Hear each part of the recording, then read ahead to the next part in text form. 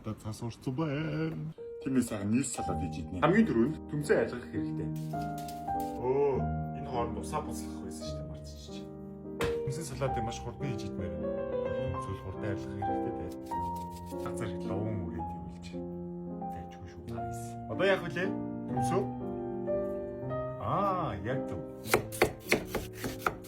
Төмс болон дуунгаа чанах болно. Энд ямар цагаан төмс. Баг зэргийн давс хийн. Төмсөө чанжах хооронд юу хийх хэрэгтэй вэ? Үрцэг болон хямаа хэрчих болно.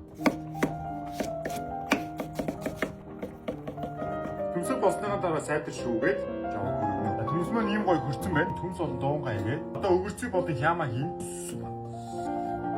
Маньуз. Атерц.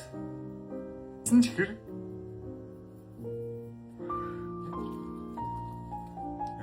За одоо нэг амталж үзье. Янзтай guys.